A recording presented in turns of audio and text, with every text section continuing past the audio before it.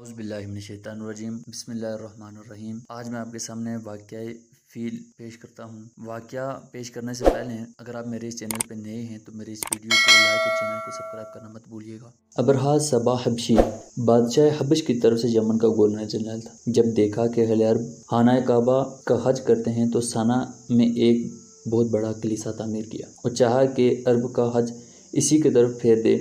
इसकी खबर बानो कनाना के एक आदमी को हुई तो इसने रात के वक्त कलीसा के अंदर घुस के इसके कबीले पे पाहना फेंक दिया। अबरहा को पता चला तो सख्त गुस्से में हुआ और 60,000 का एक लश्कर जर्रार लेके काबे को ढहाने के लिए निकल खड़ा हुआ। इसने अपने लिए एक जबरदस्त हाथी भी मुंतखब किया। लश्कर में कुल 9 या 13 हाथी थे। अबरहा यमन से गलगार करता हुआ मुगमस पहुंचा और वहां अपने लश्कर को तरबियत दी और हाथी को तैयार करके मक्का में दाखिले के लिए चल पड़ा। जब मजदलफा और मनी के दरमियान वादी मखसर में पहुंचा तो हाथी बैठ गया और काबे की तरफ बढ़ने के लिए किसी तरफ न उठा। इसका रुख शिमाल, जनूब या मशरिक की तरफ किया जाता तो उठकर दौड़ने लगता, लेकिन काबे की तरफ किया जाता तो बैठ जाता।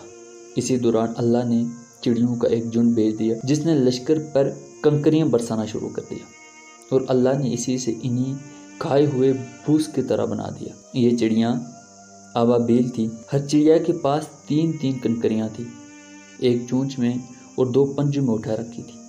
मगर जब किसी को लग जाती तो इसके अज़ा कटना शुरू हो जाते और वो मर जाता। ये कंकरियाँ हर आदमी को नहीं लग रही थी, लेकिन लश्कर में ऐसी भगदड़ मची कि हर शख्स दूसरे को रोनता, कुचलता, गिरता पड़ता भाग रहा था। पर भागने वाले हर राह पे गिर रहे थे और मरते जा रहे थे। इधर अबरहा पर अल्लाह ने ऐसी आफत भेजी कि इसकी उंगलियों के पूरे जड़ गए और सना पहुँचते पहुँचते जुजे जैसा हो गया। फिर इसका सीना फट गया, दिल बाहर निकल आया और वो मर गया। अबरहा के इस हमले के मौके पर मक्का के बाशिंदे जान के खौफ से घाटियों में बिखर गए थे और पहाड़ की चोटियों पे जा छुपे थे। जब लश्कर पर अल्लाह का अज़ाब नाज़िल हुआ तो इत्मीनान से अपने घरों की तरफ पलट आए। ये वाक़या बेशतर अहले असीर के बकौल नबी मेहरबान सल्लल्लाहु अलैहि वसल्लम की पैदाइश से सिर्फ 50 या 25 दिन पहले माह मुहर्रम में पेश आया था। लिहाजा ये 571 की फरवरी या मार्च में वाक़या हुआ। यह दरहकीकत एक निशानी थी जो अल्लाह ने अपने नबी मेहरबान सल्लल्लाहु अलैहि वसल्लम और अपने काबा के लिए ज़ाहिर फरमाई थी। क्योंकि आप बैतुल मक़दस को देखिए, अपने दौर में अहले इस्लाम का किला था, वहाँ के बाशिंदे मुसलमान थे। इसके बावजूद इस पर अल्लाह के दुश्मन यानी मुशरिकीन का तसल्लुत हो गया था और अहले रूम के कब्ज़े यानी 70 ईस्वी से ज़ाहिर है, लेकिन इसके बरखिलाफ़ काबे पर ईसाइयों का तसल्लुत हासिल ना हो सका।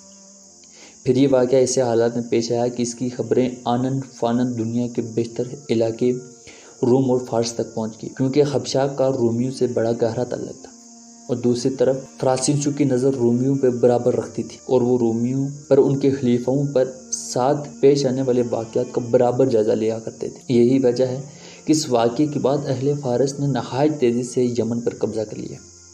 अब चूँकि यहाँ 2 हुकूमतें थीं, दुनिया के अहम हिस्से की नुमाइंदा हुकूमतें, इसलिए इस वाक़े की वजह से दुनिया की निगाहें खाना काबे की तरफ मुतवज्जे हो गई। इन्हें बैतुल्लाह का शर्फ और अजमत का एक खुला हुआ खुदाई निशान दिखाई पड़ गया और ये बात दिलों में अच्छी तरह बैठ गई। इस घर को अल्लाह ने तक़द्दुस के लिए मुंतखब किया है। लिहाजा आइंदा यहाँ की आबादी से किसी इंसान का दावा नबूवत के साथ उठना इस वाक़े के तकाज़े के ऐन मुताबिक होगा और इस खुदाई हिकमत की तफसीर होगा जो आलम इस्लाम से बालातर तरीके पर अहले ईमान के खिलाफ मुशरिकीन की मदद से पोशीदा थी। ये वाक़या मैंने आपकी खिदमत में पेश किया। अगर आपको मेरी वीडियो अच्छी लगती है तो मुझे कमेंट सेक्शन के अंदर ज़रूर इन्फॉर्म कीजिएगा। बेल आइकन को ज़रूर दबाइएगा ताकि आप मेरी नई आने वाली वीडियो से बाखबर